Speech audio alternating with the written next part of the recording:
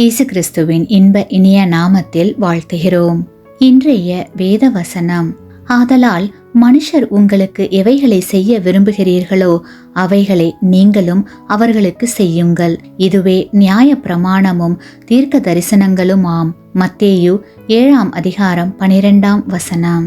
Today's Bible verse: Therefore, whatever you want men to you, do also to them. For this is the law and the prophets. Matthew chapter 7 verse 12. ஒரு சிலர் நம்மிடம் அன்பாக பழகவில்லை என்று ஆதங்கப்படுவது உண்டு. அந்த கூற்று நியாயமாகவும் உண்மையாகவும் இருக்கலாம். நன்கு கவனித்து பார்த்தால் அந்நிலைக்கு ஆதங்கப்படுபவரே காரணமாக இருக்கக்கூடும். ஒரு தெருவில் அடிபம்பு ஒன்று இருந்தது. புதிதாக வந்த பெண்மணி தண்ணீர் எடுக்க தன்னுடைய குடத்தை வைத்துவிட்டு பம்பை அடிக்க தொடங்கினார். ஆனால் தண்ணீர் வரவே இல்லை.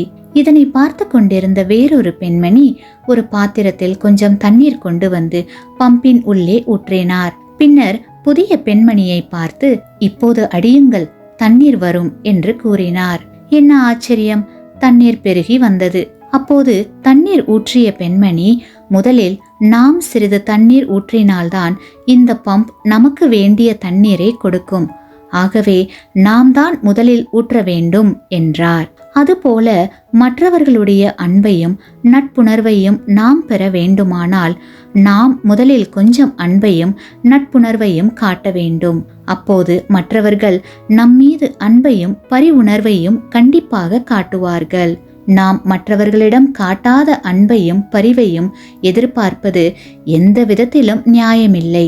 நாம் எதை விதைக்கிறோமோ அதைத்தானே அறுவடை செய்ய முடியும். விதைக்காமல் பலனை எதிர்பார்ப்பது நியாயமில்லை அல்லவா? கிறிஸ்துவுக்குள் அன்பான சகோதர சகோதரிகளே, நாம் தகுதியற்றவர்களாக இருந்த போதும் நம்முடைய ஆண்டவர் நம்மீது அன்பையும் பரிவையும் காட்டுகிறார். ஏனெனில் நமது அன்பிற்கு அது தூண்டுகோலாக அமைய வேண்டும் என்பதற்காகவே. மற்றவர்களோடு நாம் கொண்டிருக்கிற அன்பும் ஆதரவும் நல்ல விளைவுகளை ஏற்படுத்தும்.